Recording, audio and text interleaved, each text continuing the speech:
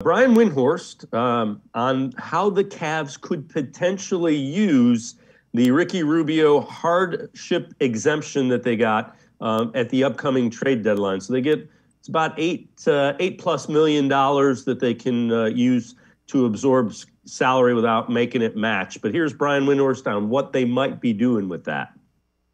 Today, they were granted a $9 million disabled player exception by the league for the Ricky Rubio season-ending ACL. They can use that to trade for a player with 1 year left on his contract. League executives believe a main target for that will be Dennis Schroeder, who fits into that trade exception. Such a trade would potentially take the Celtics below the luxury tax, and he could help them on the perimeter. But from what I believe and what I hear, I think the Cavs are going to look for multiple deals at the deadline, including targeting Eric Gordon. They've already had some discussions with the Rockets. The Rockets have told the league that they want a first-round pick for Eric Gordon. The Cavs have Ricky Rubio, who they could trade for him.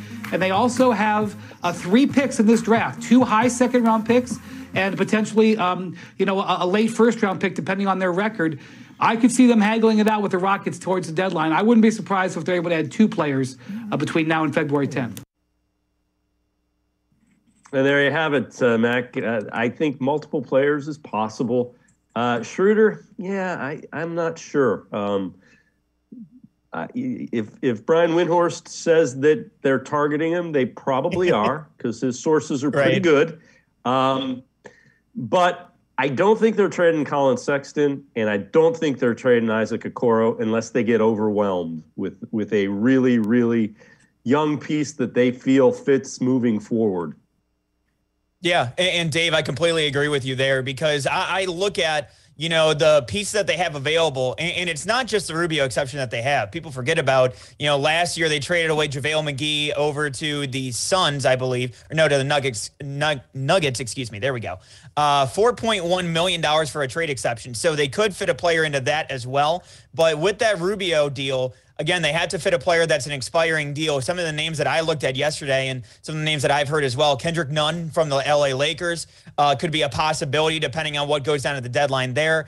The other one, too, that, I personally have looked at, I haven't heard anything regarding it, but, I think he could be a solid fit from a veteran standpoint. But Lou Williams down in Atlanta, I think that he's somebody who's an expiring deal, $5 million. I think he could add that scoring pop that you want. But, you also look at towards the end of the bench, I look at somebody like a Kevin Pangos possibly, or, a Dylan Windler, both, playing well. Pangos playing sparing minutes, but playing a little bit with the charge. But Windler playing, a lot more minutes recently, playing well. And, former first-round pick, I think he could be somebody who could get moved as well. And, again, I think that it comes down to, them adding in those right pieces. I think that you could add somebody who's a solid depth option, when it comes to that Rubio trade exception. But the key to remember here is that Rubio trade exception, they can go, or that Rubio disabled player exception, they can utilize that first, and then they can deal Rubio. So I think that you'll see 2 separate deals, one using that exception from Rubio first, then seeing the bigger move regarding Rubio's expiring contract by the deadline at that point.